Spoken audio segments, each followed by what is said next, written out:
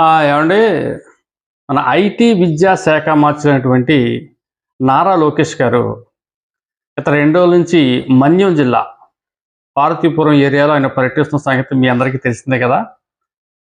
అక్కడ తాజాగా ఆయన విద్యార్థులతో సమావేశం అయినప్పుడు ఒక విద్యార్థి డిఎస్సికి వెళ్తున్నటువంటి ఒక విద్యార్థి ఒక ప్రశ్న వేశాడు.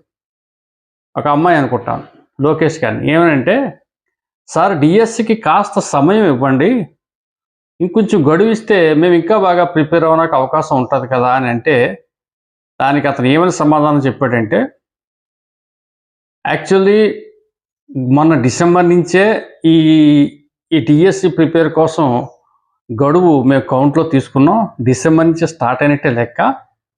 అప్పటి నుంచి మీరు ప్రిపేర్ అవుతూనే ఉంటారు కదా. సో అప్పటి నుంచి చూసుకుంటే ఈ సమయం మీకు చాలా ఎక్కువే. బ్రహ్మాండంగా మీరు పరీక్ష రాయొచ్చు, జాబ్ కొట్టవచ్చు. అయితే మేము ప్రభుత్వం తరపున డిసెంబర్ నుంచి డిఎస్సి వెయ్యాలని ప్రయత్నం చేస్తూ ఉంటే కొన్ని దుష్ట శక్తులు వచ్చి ఈ డిఎస్సిని ఆపేయటం కోసం చాలా ప్రయత్నాలు చేశారు. 6 కేసులు వేశారటండి ఈ వైసీపీ వాడు. ఈ డిఎస్సిని ఆపేయటం కోసం 6 కేసులు వేశారు. ఆ కేసులన్నింటినీ మేము లీగల్ ఇబ్బందులు లేకుండా బయటపడ్డాం. తర్వాత డైరెక్ట్గా కోర్టు కేసిన ప్రయత్నం చేశారు, దాన్ని కూడా మేము అడ్డుకున్నాం. అలాగా ఈ డిఎస్సిని ఆపడం కోసం అడుగడుగు వాళ్ళ ప్రయత్నాలు చేస్తూనే ఉన్నారు. వాళ్ళ ప్రయత్నాలు చేసే కొద్దీ మేము రెచ్చిపోయి మా ప్రయత్నం ఇంకా ముందుకు తీసుకెళ్తే ఈ రోజునాటి కార్యరూపం దాల్చింది.